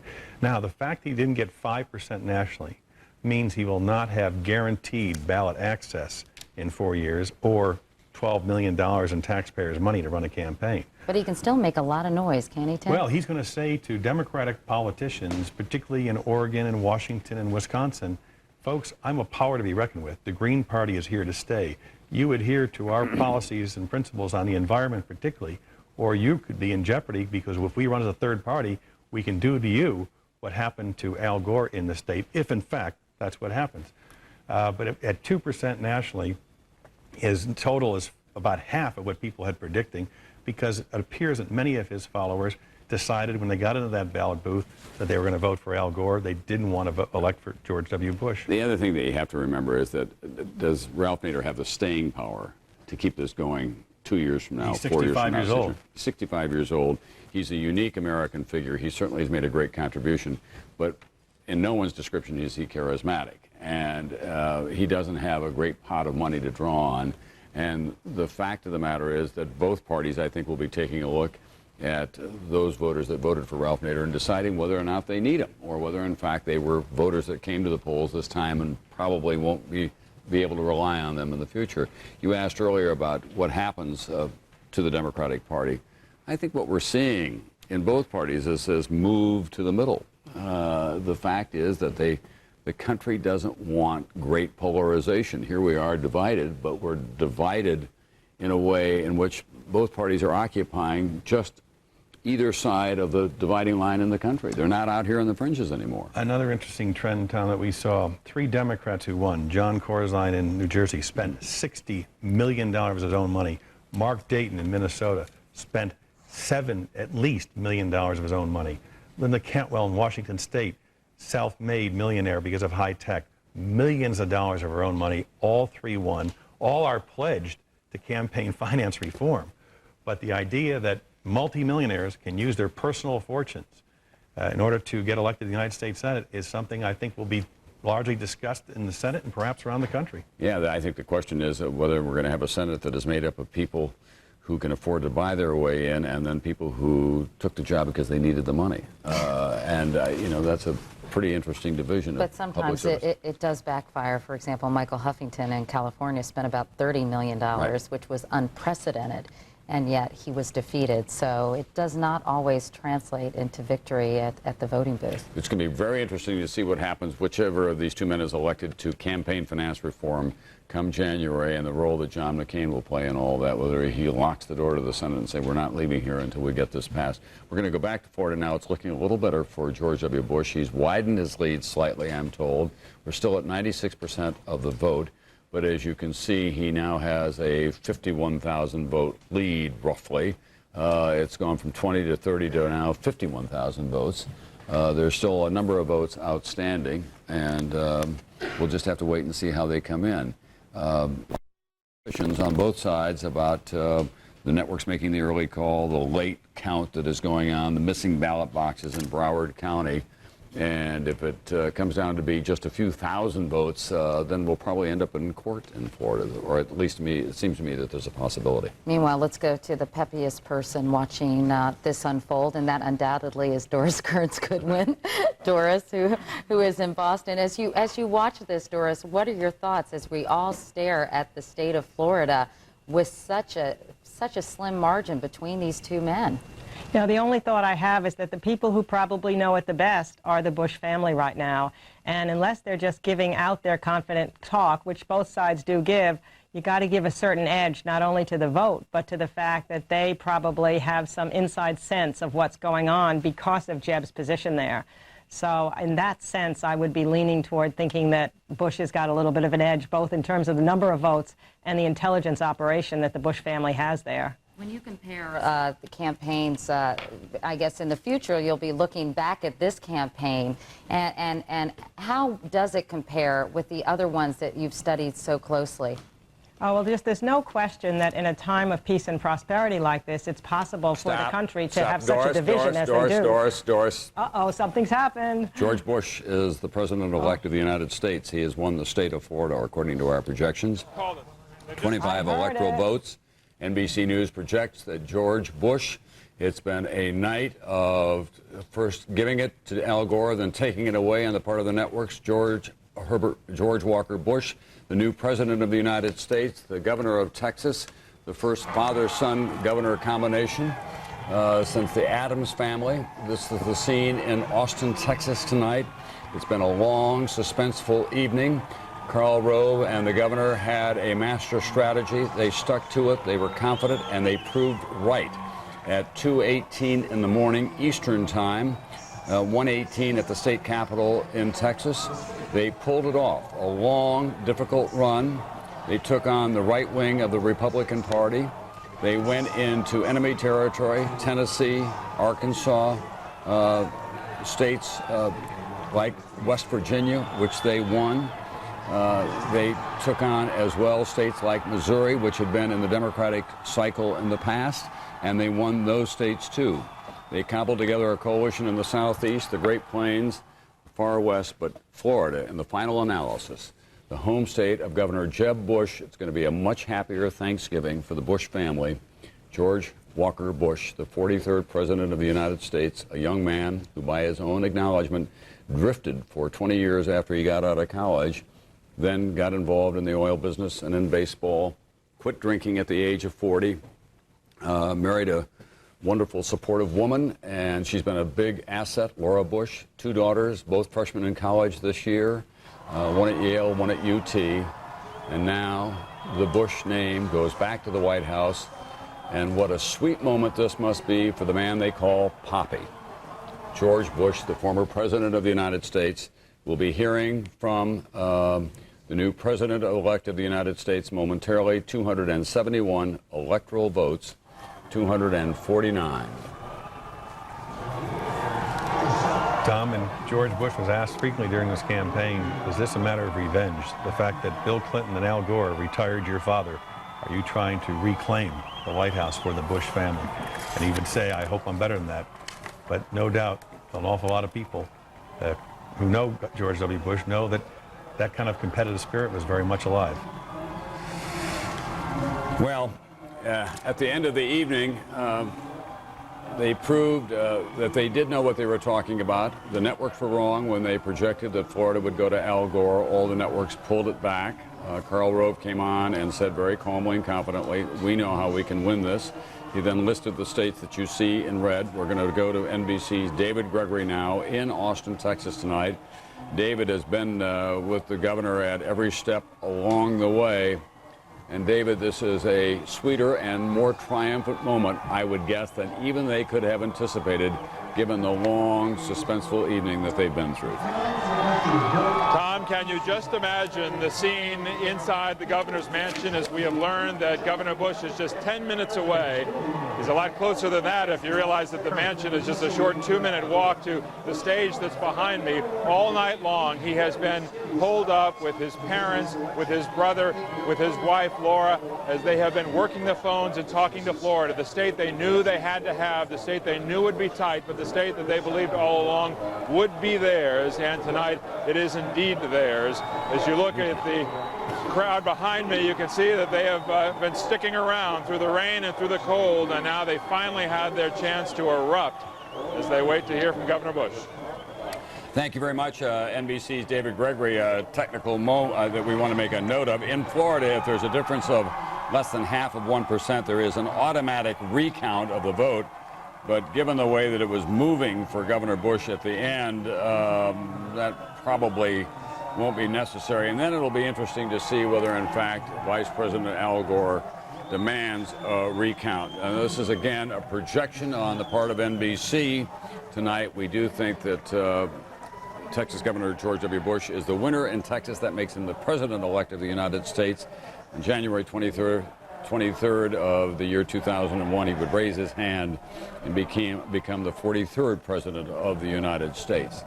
He has used that moment symbolically during the course of this campaign to say that he would swear to tell the truth and restore dignity to the office that is there at the center of 1600 Pennsylvania Avenue. So it has been a remarkable odyssey for this young man, for his family, for this political process this year. It ends with a victory for George W. Bush and a very strong showing on the part of Vice President Al Gore in the closing days of this campaign, much closer than anyone could have anticipated. 271 electoral votes we project for George Bush, 249 for Al Gore, with Wisconsin and Oregon still outstanding. But it makes no difference at this point. Governor Bush has enough votes to be the next president of the United States, Tim. Tom, what a long-fought battle. John McCain in the primaries and a really vigorous campaign against Al Gore on both sides. And Al Gore, with the economy on his side, with the issues on his side, nonetheless had some other obstacles, as Katie talked about earlier. Some people concerned about a third Clinton term, whatever. The fact is, these candidates engage themselves on the issues and the debates, Tom. I think we ought to not underestimate the importance of those debates. People thought that Al Gore, the stellar debater, would dominate those three events. That's not what happened. And in many ways, George W. Bush had a chance to demonstrate to the American people that he was able or capable of being president. But you cannot in any way take away from Al Gore and the kind of campaign he ran. We're going to show you the vote now nationally, Tim. Here's where it stands with 87% of the vote in so far. George W. Bush has 49% and Al Gore has 48%. As you can see, there are about 650,000 votes separating them at this time. It's possible that George W. Bush could end up below the 50% threshold. That's not unusual. Bill Clinton didn't ever exceed it either in his 2 terms as president of the United States. But certainly George W. Bush does not go to Washington with an overwhelming mandate. He'll be able to say, look, the people elected me to go change the way that we do business in Washington. I want to be able to get together with folks and find common ground. Social Security will be a big issue. The tax cut will be a big issue. He has a very strong foreign policy team already in place with Condoleezza Rice, probably as his national security advisor, George Shultz, one of his advisors. Also, Colin Powell will likely be the next Secretary of State. We could have a unique situation, an African-American national security advisor and an African-American Secretary of State from a Republican president.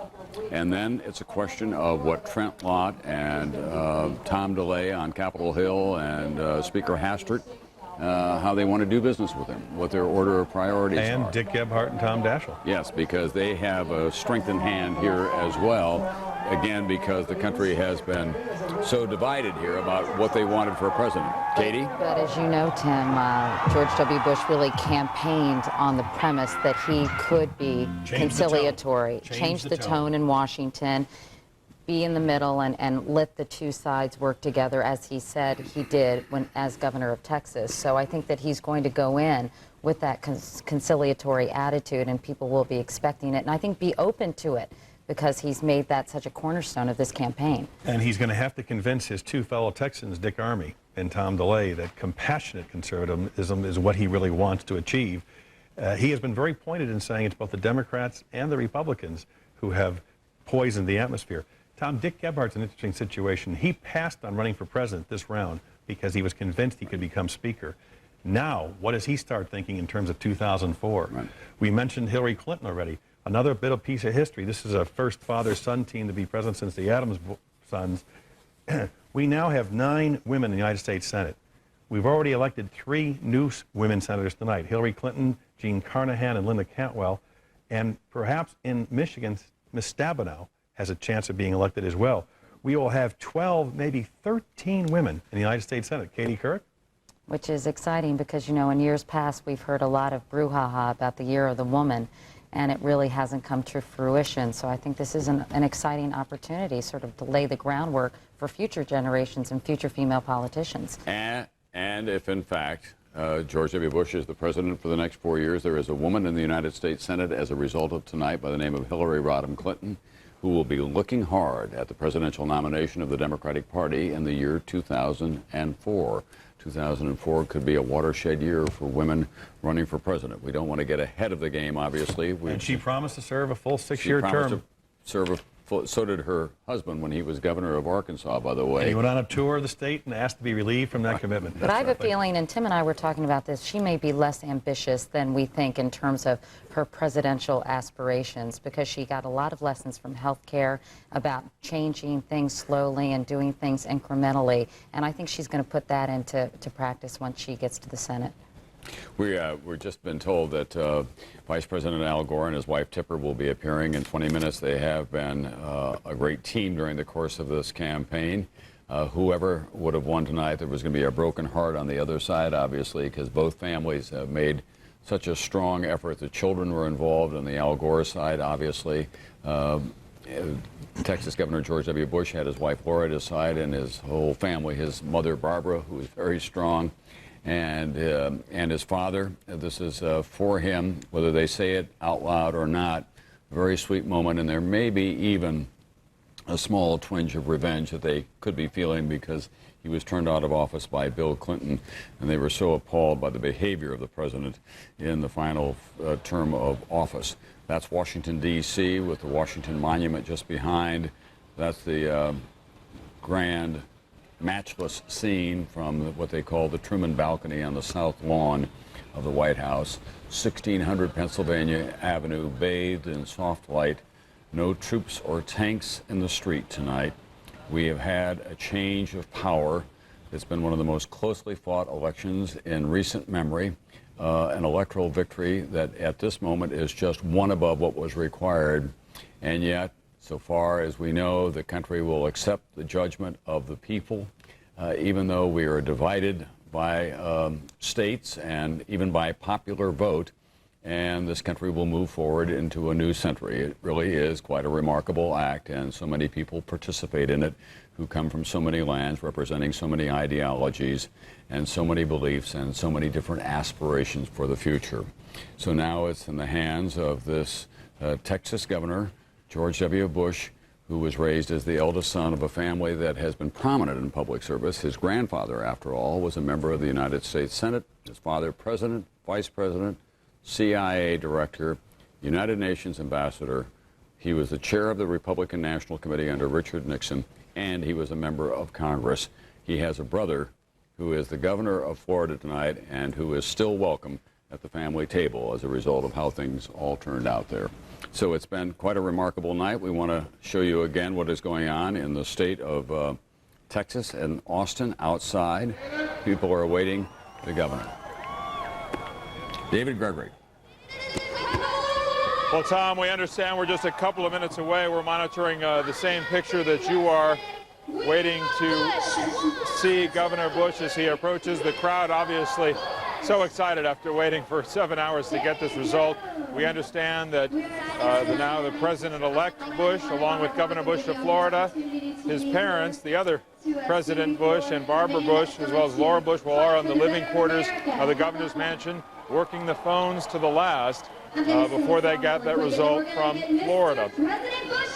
Just as we wait, I'm keeping one ear on the loudspeakers, you can imagine, Tom, as we hear America the Beautiful, a look ahead to tomorrow, of course, as the transition begins. We expect to hear from President-elect Bush in the late morning, as we've been told by advisors. He wants to get right to it, to hold a press conference and talk about some of the particulars regarding the transition. Tom? Thank you very much. NBC's David Gregory, who's still standing after all of this as well on morning, noon, and night on the campaign trail with Governor Bush, who had his own a race across the country, especially the eastern third of the country, going into, as we said, Tennessee, which he won, Al Gore's home state, Arkansas, which they won. That's Bill Clinton's home state. All those states in red won by Texas Governor George W. Bush tonight. The states in blue go to Vice President Al Gore. A couple of surprises on each side, but by and large, the map broke about as we anticipated early on. Going into this morning, the people in the Gore campaign were saying we have to thread the needle, we have to run the table, we have to draw to an inside straight, and in the end, they couldn't do it. nothing is tougher than presidential politics. It takes a lot of courage to run for this office. It takes a lot of savvy to put together a winning strategy 14, 15 months in advance, and it takes a lot of money to pull it all off. And the Bush campaign did just that tonight. They remained very calm and confident, even in the early part of the evening, when it looked, in fact, like it was going against them, when all of us at the networks made a mistake and projected Florida in the Al Gore column. It was our mistake. We pulled it back. The voters have the final say. It didn't make any difference what we said. You still had to count the votes, and when the votes were counted, it turns out that George W. Bush won the state of Florida, and with it, the presidency of the United States. Katie? And you wonder what Vice President Al Gore is going to be doing. Tim, I'm sure you remember back in 1988 when he ran for president and apparently was quite devastated and had a lasting impact on him, the fact that he did not succeed. So much so that he decided not to run in 1992 and instead allowed his Southern colleague Bill Clinton to do that instead. Any thoughts in terms of what might be in the vice president's future? Well, he had a Senate seat back then to fall back on. He doesn't have that now. He is unemployed. But he is someone who is deeply dealt in all the issues, environment, and has written a best-selling book on that subject. My guess, if he wanted to lecture and teach and think tanks and things of that nature, he'd be more than welcome. Whether he'll try to run for president again 4 years from now, Richard Nixon bounced back from defeats in the past, but my guess is that Senator John Kerry, Senator Bob Kerry, Senator John Edwards of North Carolina, the great mentioner, will start probably, maybe not tomorrow, but certainly Thursday, Katie, lining up the Democrats who are getting ready for 2004. I know where there's a job open. The presidency of Harvard is open. It's Al Gore's alma mater, and already in the last 48 hours or so, I've been hearing people saying, well, he could go to Harvard. Now, he's not going to be thinking about it. This is going to be a very difficult evening for him. They're going to have to emerge from first what they had turned out to be the false euphoria, thinking they were going to win when we were all awarding Florida to him. And then there was the deflation of that. And then as they watched the states color in red for the opponent, Texas Governor George Bush, and they began to realize it was going to be run-the-table time, and they couldn't pull it off. They had a long, suspenseful, and ultimately disappointing night. So as a matter of common courtesy to the Gore family, we ought to just let them recover from all of this and then decide what they want to do on their own terms. Claire Shipman, has there been any talk about all of that? As I just said, we ought to let them go off and decide what they want, and I ask you what they are going to be doing. Well, let's keep talking about it. I have a few thoughts. Well, it is interesting. You all were talking about 2004 because Gore, whenever he's been asked about running again, he would always say, that's not an issue, it's hypothetical, I'm going to win. Although 3 or 4 days ago on Air Force 2, when he was asked about that, he did say, if I were to lose, I haven't made up my mind about 2004, which I thought was interesting because I'd never heard him say that. This is going to be a difficult evening for him. As you all have mentioned, this is something he's been working for most of his life, something he and his family have made great sacrifices for. We're told that Gore and his wife Tipper are on their way here in just a few minutes. The crowd, as you can imagine, is nothing like the crowd in Austin. It's still here, wet and soggy, and very much looking forward to hearing from the candidate. Again, it's going to be a very poignant and sad evening here, or morning, I should say. Tom? Thank you very much, NBC's Claire Shipman. Claire, we're just catching up on some other matters here tonight as well. It does now appear, Tim, that the Democrats cannot gain control of the Senate. In Montana, a very close race between Brian Schweitzer, who ran a very energetic campaign against Conrad Burns, who is going for his third term. And NBC News has projected that Burns will be going back to Washington. He's the colorful agricultural broadcaster out there, wears a big hat and muddy boots, and was very popular in eastern Montana. Brian Schweitzer was defeated by Conrad Burns tonight, so it's statistically impossible for the Democrats to regain control of the United States Senate. That means for the first time since 1954, Dwight Eisenhower, we have a Republican president, a Republican House, and a Republican Senate. And we'll see how the governance goes from there. And as we've talked about, Tom, they can't do it alone because there are enough moderate Republicans, moderate senators who, in both House and Senate, who will demand a play in this, a role in this.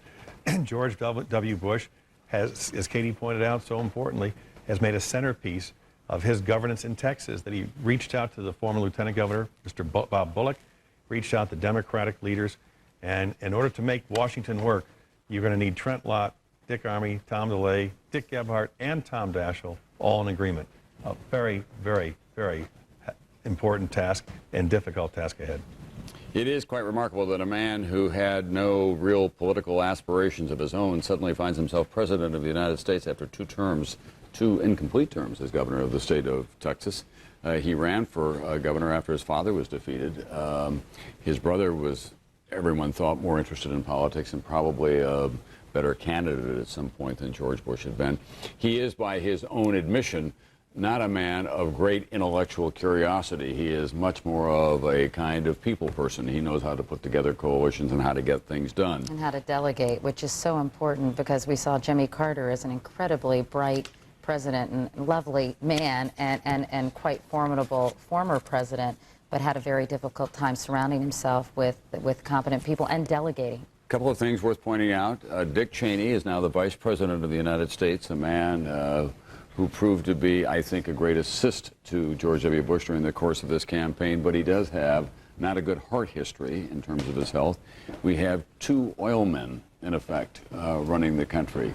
George W. Bush was in the oil business, and Dick Cheney ran Halliburton, which is one of the biggest oil services company, both with deep Texas roots. But Dick Cheney, by all accounts in Washington, and I was close witness to this as a journalist, had a very high regard across the board for his management skills, for his understanding of how Washington works. It's true. Defense Secretary, because I White covered House the Chief of Pentagon Staff. when Right. he was Secretary of Defense, and he was incredibly well respected by everyone in Washington. And Tom, don't underestimate how important Cheney can be to Bush on Capitol Hill. On the Hill. I think he's going to be vitally important. I think he'll be assigned to take care of Congressman DeLay and Congressman Armey. Right. He's a fellow conservative. He can talk turkey with them. He can also be very tough.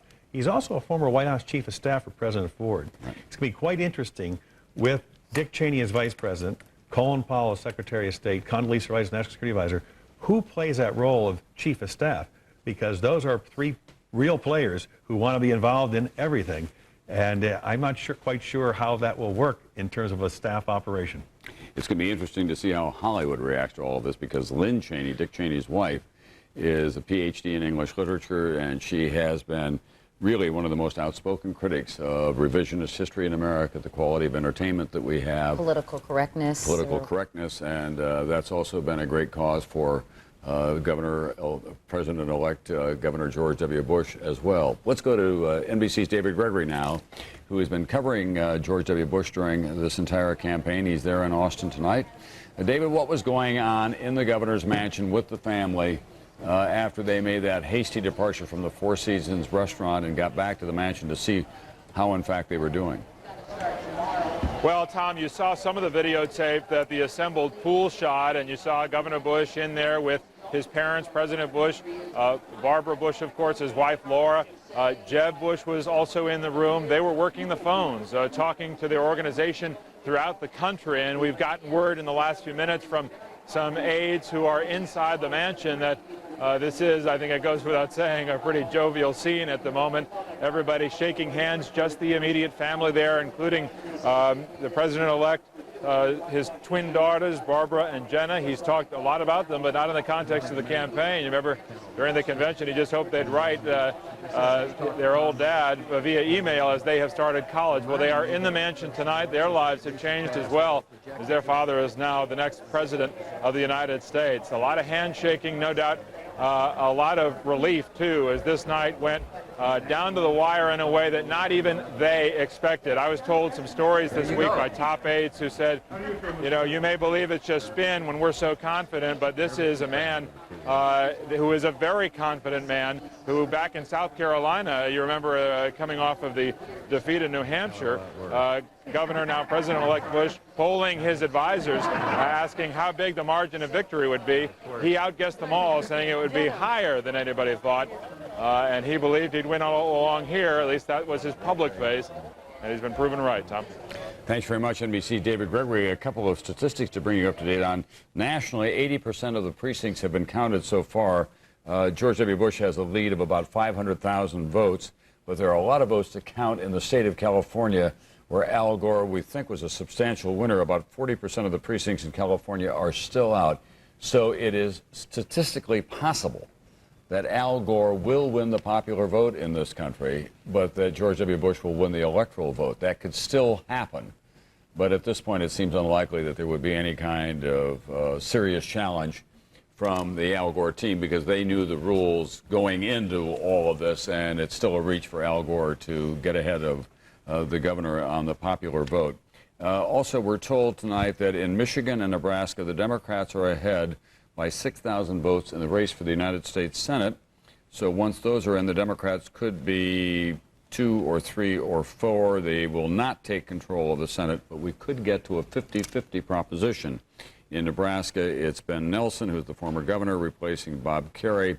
And in Michigan, it's Linda Stabenow, who is challenging. Well, Tom, that's real important, because if it's 50-50, Vice President Cheney cast the deciding vote to elect all the committee chairmen, and you would have the Republicans once again holding control of the Senate. All right, it's Debbie Stabenow, who was running against Spencer Abraham, who is a Republican incumbent.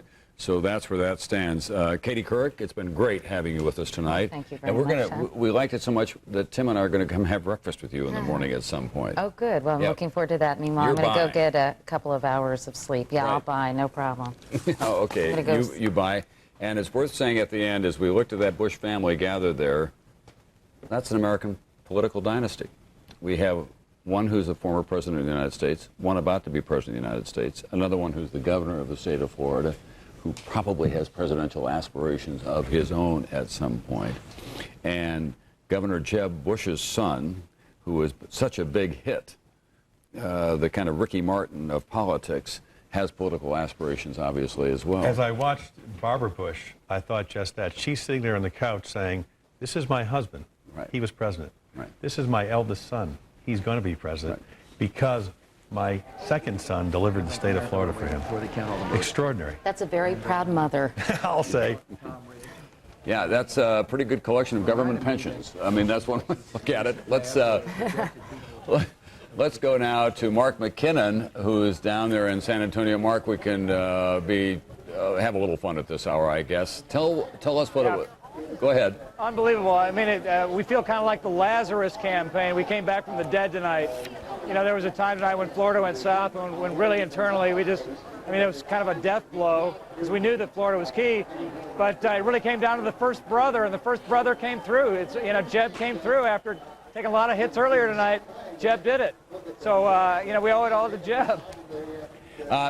Mark McKinnon, tell us what it was like in the room with George W. Bush talking to Jeb Bush about what, in fact, was happening in Florida. Well, you know, the early report really devastated us, frankly. We tried to keep a happy face on it, but we really counted on Florida from the very beginning, and we knew that the math would be tough without it. So when Florida went south, you know, we tried to put a good face on it, but Jeb maintained faith that it was going to come through, and we really felt like something was wrong, and sure enough, it was. But I tell you, it was like dying and coming back to life again. It was just an amazing experience, and you know, our hats off to Jeb Bush.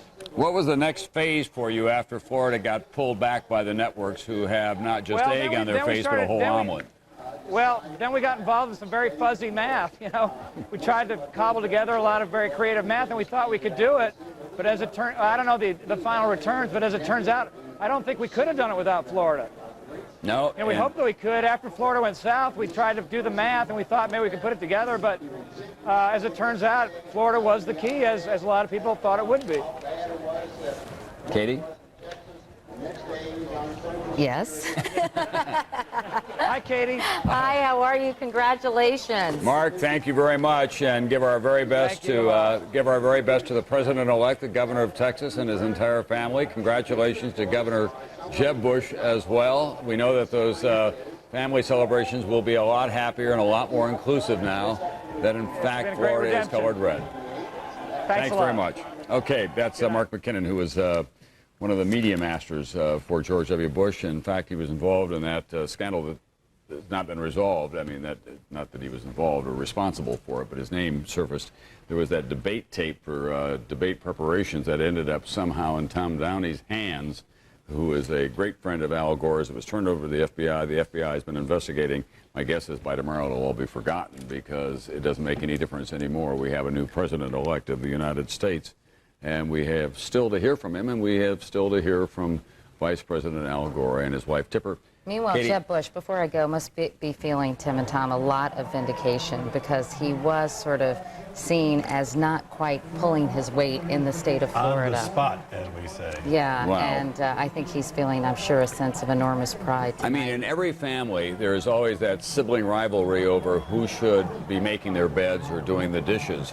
But when it comes to carrying a state for the presidency of the United States, that raises the stakes just a little bit more. So, Katie, you're off to get ready for the Today Show. I am. Tim, I'll and see you guys tomorrow morning, or this morning. All right. We're going to stay here with you for a while because we do want to see... you okay? Can you get unwired there? Yes, thanks. Well, there you have the truth, folks. She's really a robot. She's just wired up and brought in here and put into place. We're going to stay for a while longer until we hear from George W. Bush and also from Vice President Al Gore. It's coming up on 2:48 in the morning in the East Coast. It has been a long, suspenseful night, as you heard Mark McKinnon say, despite their public face of confidence when the networks awarded Florida to Al Gore. Man, they went back to do their math, and it got to be pretty fuzzy for a while. I was very impressed with Karl Rove, though, when he came out and said, we don't think you're right on Florida, but even if you are, here's how we win. And they came pretty close to doing that. And you laughed at my chalkboard, Tom. They were doing the same thing in Austin and in Nashville. I'll tell you what's eerie. I was given this sheet confidentially on the way up on a plane coming here, and they predicted 294 electoral votes, including Florida. They gave Michigan and Pennsylvania. This is a strong supporter of George W. Bush. The only thing they missed was New Hampshire, if in fact Wisconsin and Oregon come in the Bush's column. Mm-hmm. It's uncanny how close they were. On the other hand, Karl Rove was saying this morning, I think, or yesterday on 320. 320. Yeah, he had it at 320 on the electoral vote. The other folks who missed big on this were all the academics with their models who were all predicting an Al Gore victory by anywhere from 51 to 55%. Right. It turns out that the sportscasters had it more correct by saying if the Washington Redskins lost their last home game before the election, the challenger would win. This is now the 15th presidential election in a row that has happened. How do we do with the Buffalo Bills on their home games?